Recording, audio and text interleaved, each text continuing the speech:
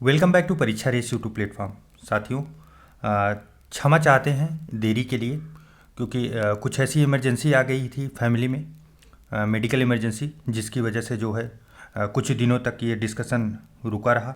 लेकिन अब फिर स्वतः चालू हो जाएगा और नियमित रूप से चलेगा। आप लोग उसके लिए तैयार रहिए और उम्मीद है आप लोग पीछे के भी वीडियो रिवाइज जरूर कर रहे होंगे। तो चलिए शुरू करते हैं। ध्येय का जो है 2 सेट हम लोगों ने 50-50 प्रश्नों को कंप्लीट कर लिया था। चौथा सेट है टेस्ट का ये, और उसका जो है लास्ट भाग आज हम लोग देखेंगे। क्वेश्चन नंबर 101 से लेके 150 तक जो टोटल प्रश्न है उसको देखेंगे। यूपीपीसीएस और आरओ 2023 का जो एग्ज़ाम होने वाला है, दोनों के लिए ये महत्वपूर्ण टेस्ट पेपर है, तो इसलिए आप लोग ज़रूर ध्यान से करें। चलिए शुरू करते हैं। आज का पहला प्रश्न है, निम्नलिखित देशों में से किस एक में संघात्मक शासन प्रणाली नहीं है? संघात्मक शासन प्रणाली कहाँ पे नहीं है? देखिए, संघात्मक शासन प्रणाली जो है उसके अगर एग्जाम्पल की बात की जाए तो कौन कौन से देश आते हैं? भारत हम लोगों का आता है, कनाडा आता है, उसके बाद ऑस्ट्रेलिया आता है, ऑस्ट्रेलिया और जर्मनी, स्विट्जरलैंड, ये सब क्या है? संघीय शासन प्रणाली के देश हैं।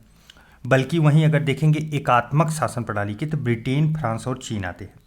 तो यहाँ पे कौन होगा?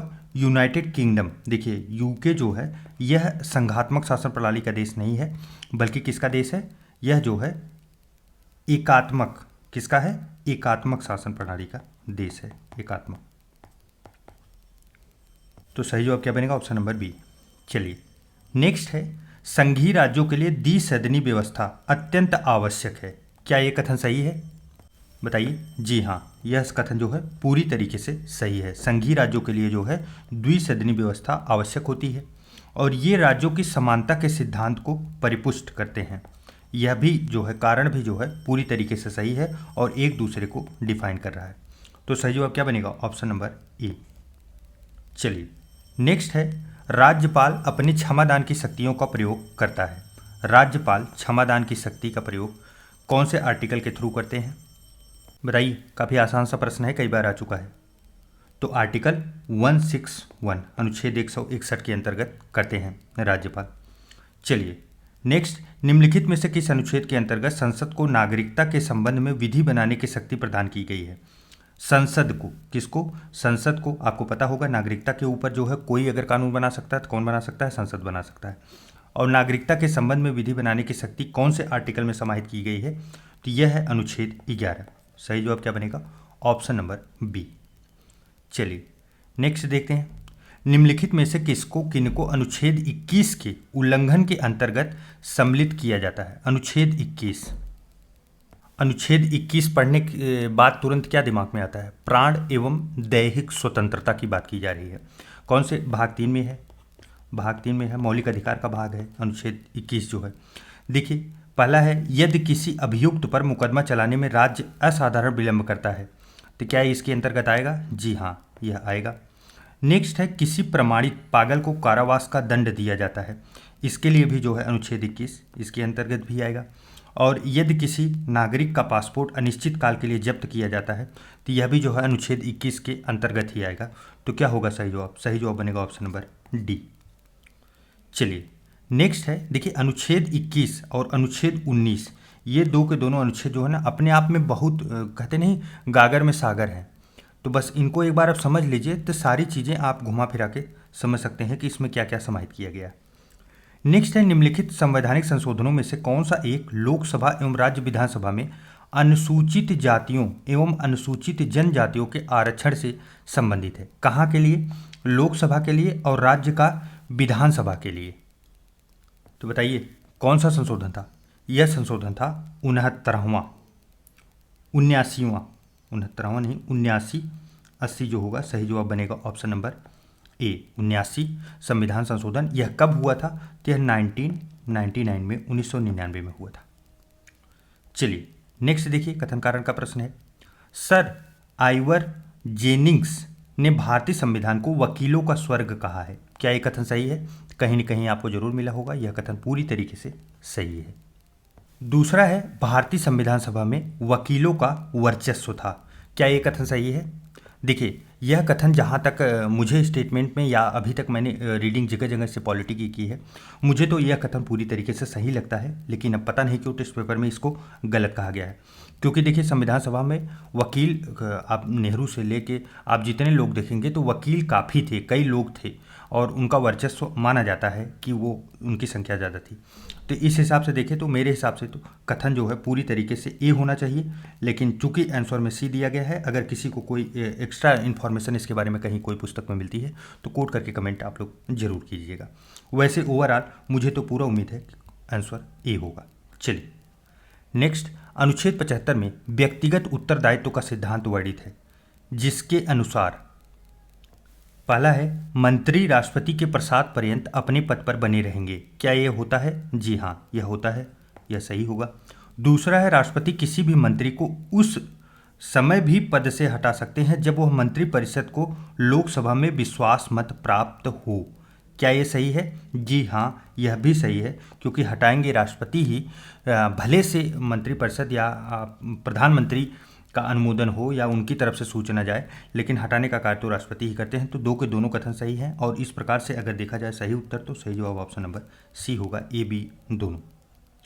चलिए नेक्स्ट देखते हैं, निम्नलिखित में भारत का 25वां राज्य कौन सा राज्य 25वां राज्य कौन सा है जिससे जो है 12वें संविधान संशोधन अधिनियम के द्वारा जो है संघ शासित राज्य बनाया गया और वर्ष 1987 में पूर्ण राज्य का दर्जा दिया गया। अर्थात 1987 में जो है 1987 में इसे जो है राज्य बनाया गया, 25वां राज्य उस समय बना। तो यह कौन सा राज्य की बात की जा रही है?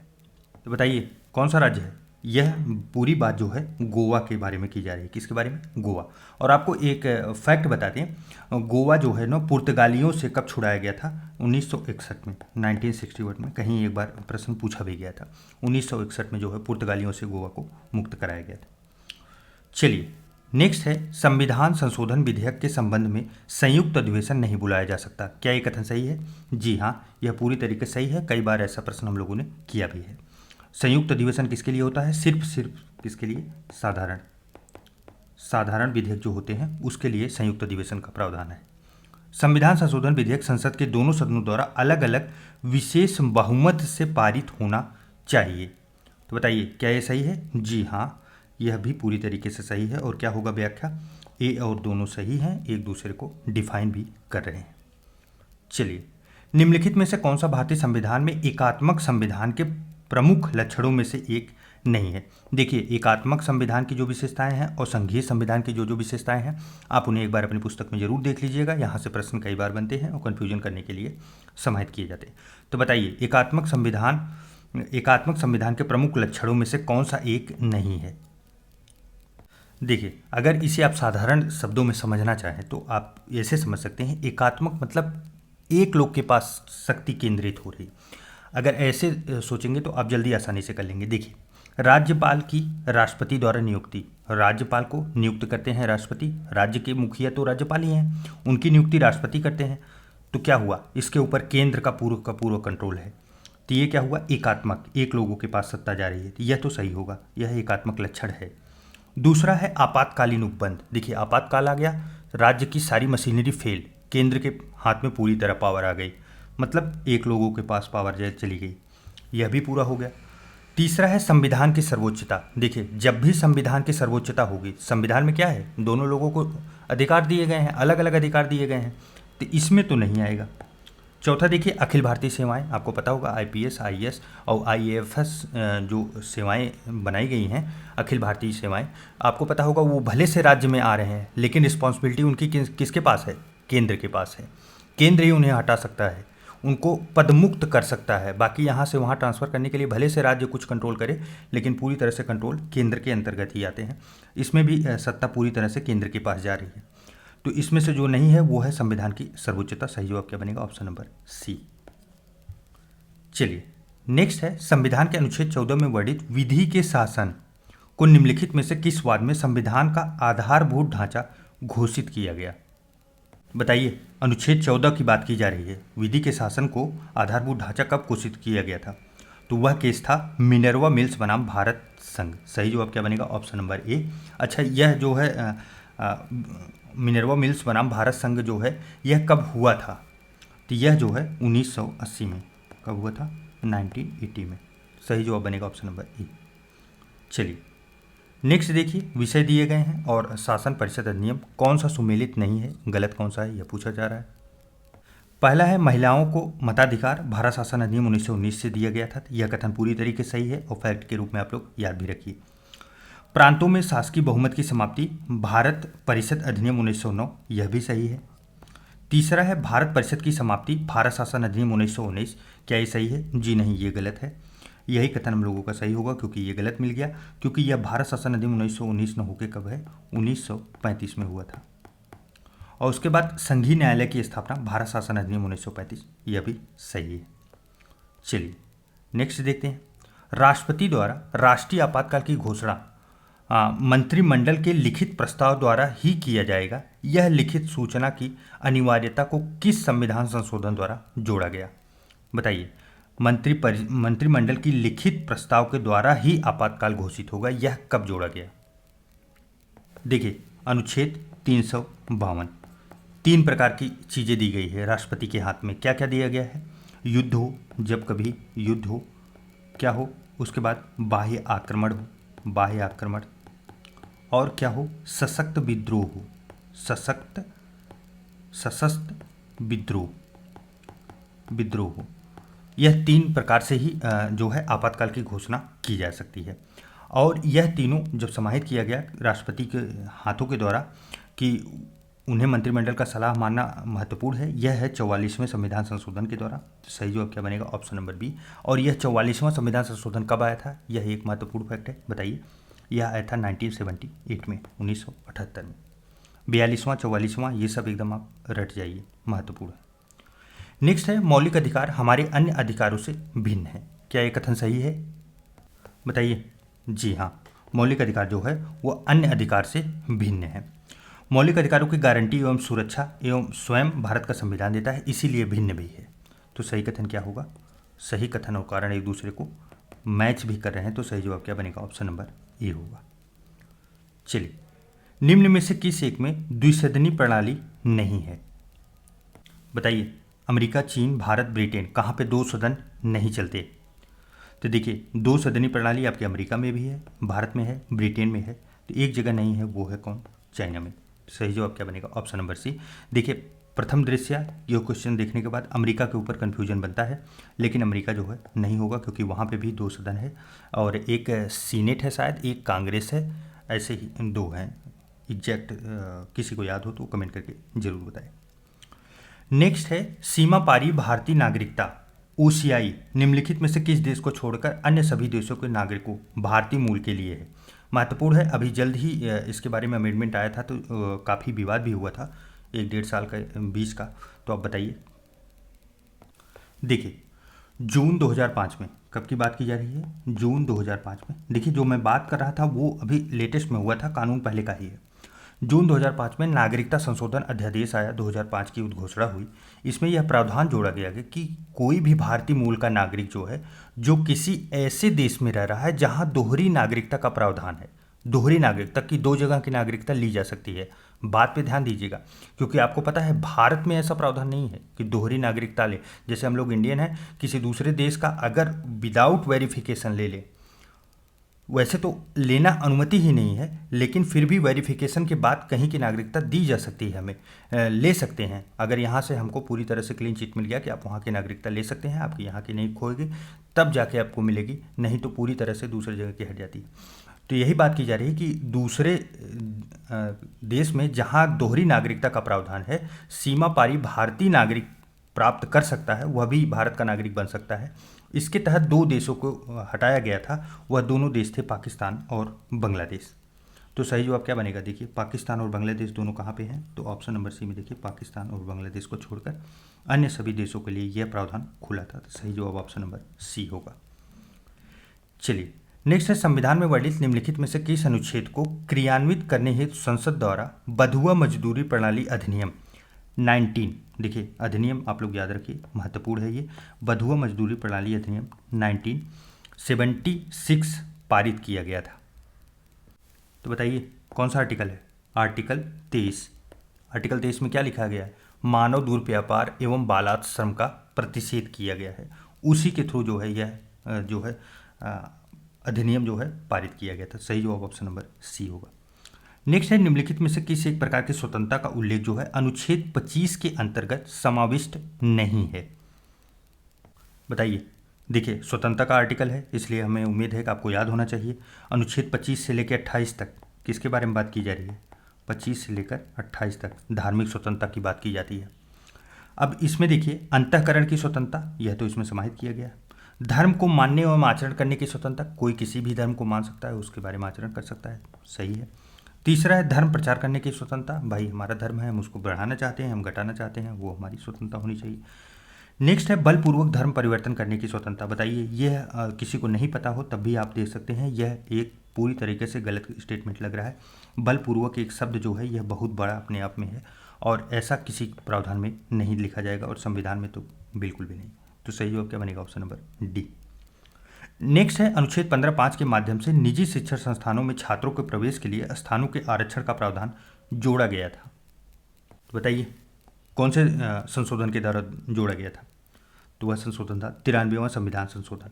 सही जवाब क्या बनेगा? ऑप्शन नंबर सी।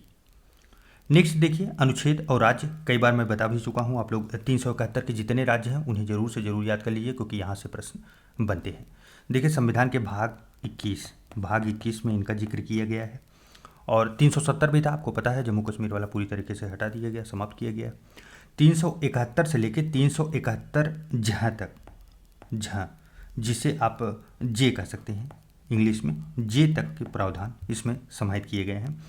तो सभी देशों की अगर उसमें बात की जाए तो आपको बता दें, एक बार आप सुन लीजिए। महाराष्ट्र एवं गुजरात की बात 371 में की गई है, नागालैंड की बात 371 ए में, असम जो है बी में है और मणिपुर सी में, आंध्र प्रदेश एवं तेलंगाना डी में, सिक्किम जो है एफ में है, मिजोरम जो है जी में, अरुणाचल प्रदेश जो है एच में, गोवा जो है आई में है, कर्नाटक जे में है, समाहित किया गया है।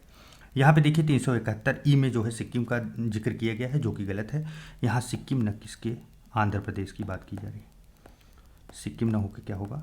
आंध्र प्रदेश। यही मैच नहीं था, यही पूछा भी जा रहा था, तो सही जवाब सी होगा। आप इनकी पूरी लिस्टिंग आप जरूर से जरूर पढ़ जाइए, याद कर जाइए।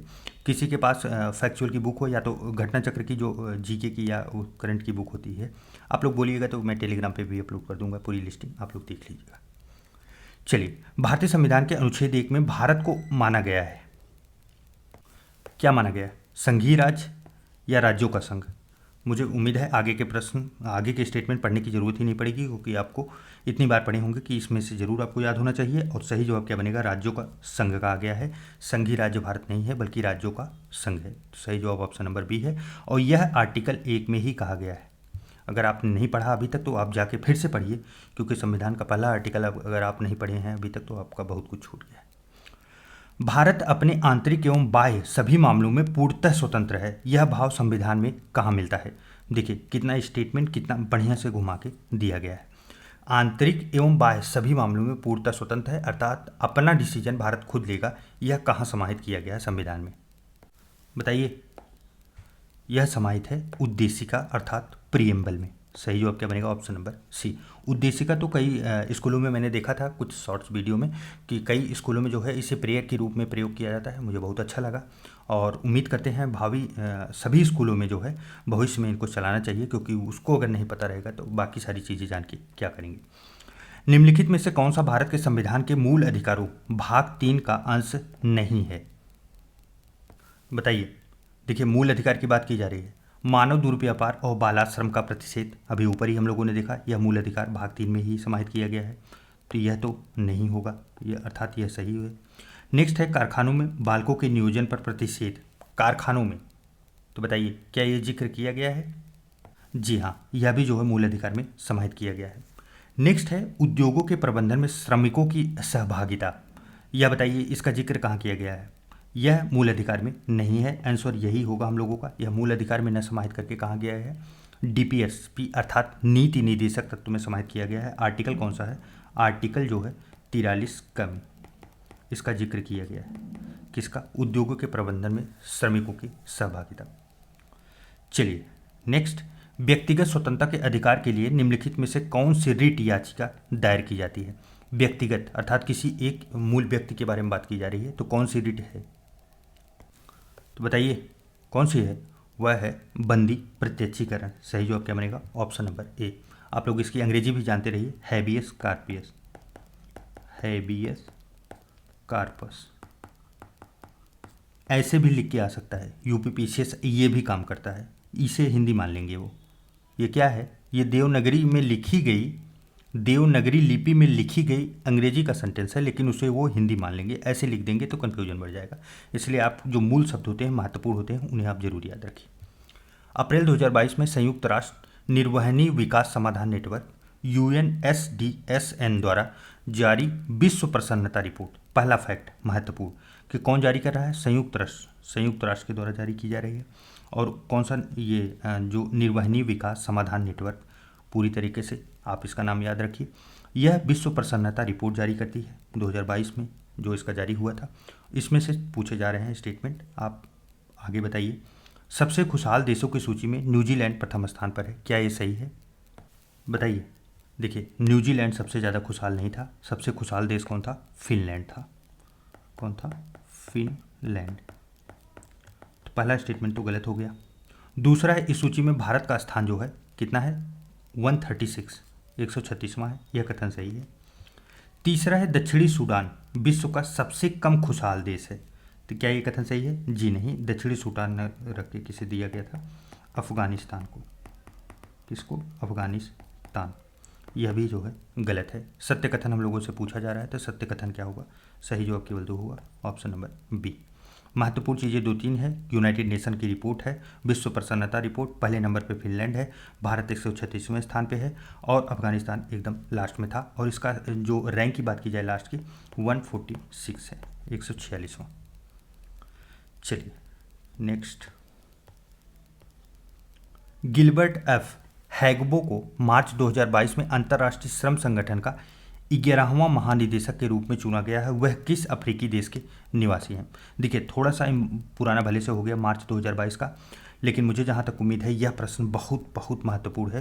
क्योंकि आप सोचिए, अफ्रीका के छोटे छोटे देशों के अगर किसी बड़े पोस्ट पे कोई किसी का चुनाव होता है ना, तो ये प्रश्न यूपीपीएससी आयोग क्या छोड़िए, यूपीएससी के लिए भी महत्वपूर्ण हो जाता है। और यूपीपीएससी आयोग तो जम के इस पर प्रश्न बनाती है। तो वेरी वेरी इंपॉर्टेंट में ये प्रश्न आप लिख लीजिए। हाँ, पुराना होने की वजह से भले से छट सकता है, बाकी उम्मीद तो पूरी तरीके से आना ही चाहिए। तो बताइए सही जवाब क्या बनेगा? गिलबर्ट एफ हैंगबो नाम है इनका, याद रखिए। और यह टोगो के निवासी हैं। पूर्व में जो है ये टोगो के जो है पीएम भी रह चुके हैं, पूर्व पीएम टोगो के, आप लोग याद रखिएगा। चलिए नेक्स्ट है, ऑस्कर पुरस्कार 2022 के संबंध में निम्नलिखित युगों में से कौन से सही सुमेलित हैं? बताइए। देखिए, ऐसे प्रश्न जो है अपडेट जरूर करते रहिए करंट अफेयर से। सर्वश्रेष्ठ फिल्म कौन सी थी 2022 में? कोडा, सही है। सर्वश्रेष्ठ अभिनेता जेसिका चेस्टेन, और सर्वश्रेष्ठ अभिनेता जो है विल स्मिथ। इसके साथ भी आप लोग डायरेक्टर भी याद रखिए कि सर्वश्रेष्ठ डायरेक्टर का जो है किताब या सर्वश्रेष्ठ फिल्म के डायरेक्टर कौन थे, यह भी पूछा भी गया है, अभी जल्दी में पूछा गया था, तो आप उसे भी जरूर याद रखिए। अब तो 2023 का जल्द ही आने वाला है, तो उसे भी आप लोग देख लीजिएगा। तो सही जवाब क्या बनेगा? Option number D. चलिए, यूएनईपी द्वारा जारी एनुअल फ्रंटियर रिपोर्ट 2022 में विश्व के किस शहर को सबसे ज़्यादा शोर वाला शहर घोषित किया गया? यूएनईपी की रिपोर्ट है, महत्वपूर्ण रिपोर्ट है, आप लोग याद रखिए। देखिए, जो बड़ी बॉडी आती है, कोई भी बड़ी बॉडी हो अंतर्राष्ट्रीय, उसका कोई रिपोर्ट आता है, या तो दूसरा हमने कई बार आप लोगों से जिक्र किया है नीति आयोग। नीति आयोग तो एकदम हमें तो लगता है पूरी तरह से फेवरेट है किसका? यूपीपीसीएस के लिए, यूपीपीएससी आयोग के लिए। प्रयागराज आयोग जो बैठी है वो तो एकदम नीति आयोग को घोट के पी जाइए। कहीं भी करंट अफेयर में दिखता है तुरंत उसके बारे में पढ़िए, क्योंकि वो वहाँ से प्रश्न बहुत बनाते हैं। तो बताइए, सबसे ज़्यादा शोर वाला शहर जो है किसे बताया गया था? तो ये था ढाका, बांग्लादेश को। सही जवाब ए होगा। और दूसरे नंबर पे मुरादाबाद भारत को सेकंड स्थान मिला था। हमको आपको पता होगा यह एक यूपी का जिला है। चलिए नेक्स्ट है कोप4 मिनी माता सम्मेलन का आयोजन मार्च 2022 में कहाँ किया गया? मिनी माता किससे संबंधित है? बताइए। देखिए, मिनी माता जो है यह किससे संबंधित है? आपको पता होगा पारा, चाहे मछली कुछ ऐसे प्रोडक्ट थे प्रदूषण की वजह से जो मछलियों के अंदर जाते थे, मछली से मनुष्य के अंदर आते थे, और उससे क्या होता था, पारा की वजह से बहुत प्रकार की ऐसी बीमारियां फैलती हैं जिसका इलाज अवेलेबल ही नहीं है। इसी के ऊपर ये सम्मेलन चलता है, और यह कहाँ हुआ था 2022 में? मार्च 2022 में हुआ भी था, बाली, इंडोनेशिया में। सही जवाब क्या बनेगा? Option number A. मिनी माता रोग आप लोगों को पता होगा, पारा की वजह से होता है, ये कई बार पूछा भी गया है और प्रचलित भी है। विश्व का पहला वन्यजीव संरक्षण बांड, वन्यजीव संरक्षण बांड काफ़ी महत्वपूर्ण है, निम्नलिखित में से किसी एक संस्था द्वारा जारी किया जाता है। देखिए, जब भी कोई बड़ी संस्था रहेगी प्रश्न बनेगा, तो बताइए कौन सा है, और काफ़ी हेडलाइट भी था, ये सुर्खियों में बहुत सुर्खियाँ जुटाया था। तो यह विश्व बैंक। कौन है? विश्व बैंक। और आपको बता दें, अफ्रीका के काले गैंडे जो होते हैं, कहाँ के? अफ्रीका के जो है काले गैंडे जो होते हैं, उनके लिए जो है यह जारी किया गया था पहला वन्यजीव संरक्षण बांड। चलिए, नेक्स्ट है, केंद्रीय पर्यावरण मंत्रालय द्वारा मार्च 2022 में जारी एक विज्ञप्ति के अनुसार निम्नलिखित में से किस तिथि को राष्ट्रीय डॉल्फिन दिवस के रूप में मनाने का निर्णय लिया गया? तो बताइए कौन सी डेट है? वह डेट है 5 अक्टूबर। सही जवाब क्या बनेगा? Option number C. चलिए नेक्स्ट, मार्च 2022 में नीति आयोग द्वारा जारी द्वितीय निर्यात तैयारी सूचकांक में कौन सा राज्य जो है शीर्ष स्थान पर रहा है? महत्वपूर्ण है, नीति आयोग है, और ये प्रश्न ऐसे ही बनने के पूरे चांसेस हैं। द्वितीय निर्यात तैयारी सूचकांक पहले स्थान पर कौन है? पहले स्थान पे गुजरात है। सही जवाब क्या बनेगा? Option number A. चलिए नेक्स्ट है, वर्ष 2022 में कतर में आयोजित होने वाले फुटबॉल विश्व कप 2022 की प्रयोजक कौन सी भारतीय कंपनी बनी है? कतर में जो वर्ष 2022 में आयोजित होने वाला फुटबॉल विश्व कप है, उसका कौन जो है प्रयोजक कंपनी बनी थी? यह तो पूरी तरीके से समाप्त भी हो चुका है, तो बताइए कौन था? तो ये बाइजू थी। कौन? बाइजू। चलिए नेक्स्ट है, निम्नलिखित कथनों में से कौन सा सत्य है? एक्स दस्तलिक संयुक्त रक्षा अभ्यास के संबंध में सत्य कथन क्या है? एक्स दस्तलिक किसके किसके बीच हुआ था? बताइए। भारत और उज्बेकिस्तान दोनों के बीच हुआ था, यह कथन सही है। दूसरा, इसका आयोजन यांगियारिक उज्बेकिस्तान में किया गया था, यह भी कथन सही है। देखिए, कहाँ हुआ था यह महत्वपूर्ण तब हो जाता है जब इंडिया में होता है। वैसे आप एक हल्की नज़र देख लीजिए कि अगर इंडिया में हो रहा है तो उसका स्थान जरूर याद रखिए, नहीं तो फिर आप इतना याद रखिए उज्बेकिस्तान में हुआ था। सही जवाब क्या बनेगा? Option number C. चलिए, मार्च 2022 में जारी वर्ल्ड एयर क्वालिटी रिपोर्ट 2022 निम्नलिखित में से किस एक को विश्व का सबसे प्रदूषित राजधानी शहर घोषित किया गया? बताइए कौन सा शहर है? यह है नई दिल्ली, भारत। आपको पता होगा इसके लिए काफ़ी विवाद भी हुआ था। सही जवाब क्या बनेगा? Option number C. चलिए नेक्स्ट है, नागरिक उड्डयन मंत्रालय एवं फिक्की द्वारा मार्च 2022 में विंग्स इंडिया 2022 का आयोजन कहाँ किया गया? बताइए कहाँ किया गया? तो देखिए, बेगमपेट हवाई अड्डा कहाँ का है? हैदराबाद। सही जवाब ऑप्शन नंबर ए। नेक्स्ट है, अप्रैल 2022 में निम्नलिखित में से किस एक देश को संयुक्त राष्ट्र मानवाधिकार परिषद से निलंबित कर दिया गया? बिना ऑप्शन देखे ये प्रश्न लगाया जा सकता है, सिर्फ ऑप्शन से भी बनाया जा सकता है अगर आपके बारे में ABCD आपको नहीं पता। तो बताइए क्यों? इसलिए क्योंकि आपको पता होगा पूरे के पूरे जो है वेस्टर्न कंट्री जो है, और ख़ास करके यूरोपीय देश किससे इस समय खफा है? रूस से, क्योंकि रूस ने यूक्रेन के ऊपर हमला किया है। अब जितने भी कार्य होंगे आपको देखने को जरूर मिलेगा, कहीं ना कहीं रूस को इस चीज़ से बैन करेंगे, उस चीज़ से बैन करेंगे, निलंबित करेंगे। तो सही जवाब क्या बनेगा? Option number C. चलिए नेक्स्ट, देश के प्रथम आर्टिफिशियल इंटेलिजेंस और रोबोटिक्स टेक्नोलॉजी पार्क का उद्घाटन मार्च 2022 में किया गया, कहाँ पे? तो बताइए कहाँ पे किया गया? यह बेंगलुरु में किया गया। सही जवाब क्या बनेगा? Option number B. नेक्स्ट है, अप्रैल 2022 में Stockholm International Peace Research Institute SIPRI द्वारा जारी विश्व सैन्य खर्च प्रवृत्तियां रिपोर्ट 2021 के संबंध में निम्नलिखित में से कौन सा कथन सत्य है? स्टॉकहोम इंटरनेशनल जो है इसके द्वारा क्या दिया जाता है? सैन्य के ऊपर कितना खर्चा किया जा रहा है, अर्थात इसे मशहूर है सिपरी नाम से, कि सिपरी की रिपोर्ट आई है, उसमें पता चलता है कि एक देश जो है अपने सैनिकों के ऊपर कितना खर्चा करता है, तो उसकी रैंकिंग आती है। इसमें दिया जा रहा है विश्व का सर्वाधिक सैन्य खर्च करने वाला देश जो है रूस है, क्योंकि रूस ट्रेंडिंग में है, इसीलिए ये ऑप्शन भी बना दिया गया, जबकि ये गलत है। हमको पता है पहले स्थान पे कौन है? पहले स्थान पे यूएसए, सेकंड पे कौन है, चाइना है। उसके बाद बात थर्ड की जाए तो यहाँ पे हम लोगों का इंडिया आता है, और फोर्थ की बात की जाए यूके है, यूके अर्थात यूनाइटेड किंगडम अर्थात ब्रिटेन जिसे बोलते हैं, और पाँचवें स्थान पे कौन आता है, रसिया आता है। आप ये पूरा याद रखिए, इसमें चेंजेस जल्दी नहीं होते, हाँ थोड़ा बहुत कभी कभार देखने को जरूर मिलते हैं। तो फर्स्ट थ्री पे कौन है, यूएसए, चाइना और इंडिया। तो पहले नंबर पे कौन है, रूस न हो के कौन होगा, यूएसए होगा, पहला गलत हो गया। इस सूची में भारत का स्थान जो है द्वितीय स्थान रहा है, द्वितीय नहीं है, भारत किस स्थान पे है, थर्ड पे है, यह भी गलत हो गया। और पूछा गया है सत्य कथन कौन सा है, तो सत्य कथन इसमें से कौन सा होगा, सत्य कथन ऑप्शन नंबर डी होगा, न तो एक न ही दो। नेक्स्ट है निम्नलिखित में से किसे जो है वर्ष 2022-23 के लिए जो है नैसकॉम का अध्यक्ष चुना गया है। तो बताइए नैसकॉम का अध्यक्ष किसे बनाया गया, कृष्णम रामानुजन को। सही जवाब क्या बनेगा, ऑप्शन नंबर बी। नेक्स्ट है वर्ष 2023 में होने वाले स्ट्रीट चाइल्ड क्रिकेट विश्व कप 2023 का आयोजन कहाँ किया जाएगा। बताइए कहाँ होगा, यह होगा भारत में। सही जवाब क्या बनेगा, ऑप्शन नंबर सी। अच्छा आपको बता दें इसके पहले जो है स्ट्रीट चाइल्ड क्रिकेट विश्व कप जो हुआ था वो कहाँ कब हुआ था, तो यह 2019 में हुआ था। पहले वाला 2019 में हुआ था, और कहाँ हुआ था, यह लंदन में हुआ था, लंदन ब्रिटेन में। चलिए भारत की समृद्ध सांस्कृतिक विरासत को संरक्षित करने एवं उसे बढ़ावा देने के उद्देश्य से राष्ट्रीय संस्कृति महोत्सव के प्रथम चरण का आयोजन कहाँ किया गया। तो बताइए कहाँ आयोजित किया गया, राजमहेंद्रवरम आंध्र प्रदेश में। सही जवाब क्या बनेगा, ऑप्शन नंबर ए। नेक्स्ट है अमेरिकी थिंक टैंक हेरिटेज फाउंडेशन द्वारा जारी आर्थिक स्वतंत्रता सूचकांक 2022 में भारत का स्थान क्या रहा।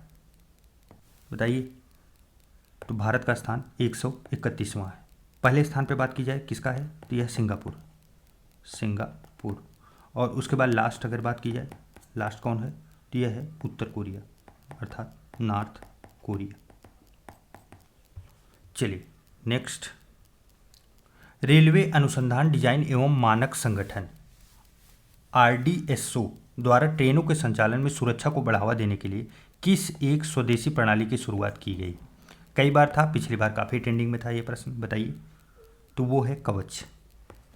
क्या है, कवच। सही जवाब बनेगा ऑप्शन नंबर ए।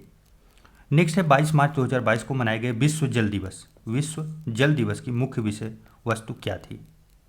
देखिए इन्वायरमेंट का जितना भी आपको दिवस मिले, उसके आपके विषय वस्तु मिले, थीम अर्थात ये सब चीज़ें जो है काफ़ी महत्वपूर्ण हो जाती हैं। करंट अफेयर से आप इन्हें जरूर से जरूर पढ़ जाइए और उनके दिवस तो पूरे याद कर जाइए, वहाँ से प्रश्न बहुत ज़्यादा बनते हैं। तो 2022 का जल दिवस का जो थीम था वह क्या था, तो भूजल अदृश्य को दृश्य बनाना। सही जवाब क्या बनेगा, ऑप्शन नंबर ए। चलिए नेक्स्ट है निम्नलिखित में से किस राज्य सरकार द्वारा देश के पहले चिकित्सा शहर स्थापित करने की घोषणा अपने राज्य में की गई है।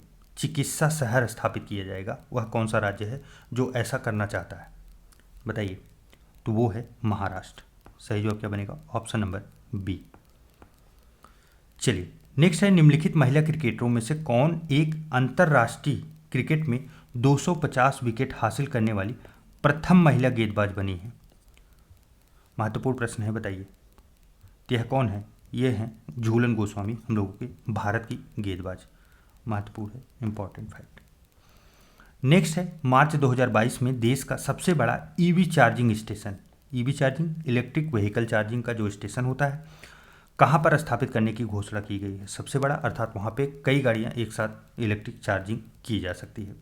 तो यह कहाँ पे बनाया जा रहा है, तो बताइए। यह गुरुग्राम हरियाणा में बनाया जा रहा है। अच्छा कौन सी कंपनी बना रही है, ऐसा भी प्रश्न बनाया जा सकता है। तो यह नेशनल हाईवे जो है फॉर इलेक्ट्रिक व्हीकल्स कंपनी के द्वारा बनाया जा रहा है। चलिए नेक्स्ट है भगवान बुद्ध की शयन मुद्रा में विश्व की सबसे लंबी प्रतिमा का निर्माण कहाँ पर किया जा रहा है, बताइए। अच्छा आपको बता दें, देखिए जनवरी समाप्त होने वाला है, फरवरी जल्द ही स्टार्ट होगा, और तब तक आपको मैं बता दूं कि ये फरवरी में इसका अनावरण किया जाएगा, फरवरी 23 में। तो यह कहाँ बनाया जा रहा है, बोधगया में। सही जवाब ऑप्शन नंबर डी है। ये देखेंगे आपको करंट अफेयर में मिलेगा भी। चलिए, इस प्रकार साथियों हम लोगों का ये प्रश्न जो है 50 प्रश्नों की ये श्रृंखला समाप्त हुई। आपको कैसा लगा कमेंट करके ज़रूर बताइएगा, और आपके कितने सही हुए यह भी कमेंट करके ज़रूर बताइएगा। चलिए, मिलते हैं एक नए वीडियो में, तब तक के लिए ढेर सारा प्यार। नमस्कार।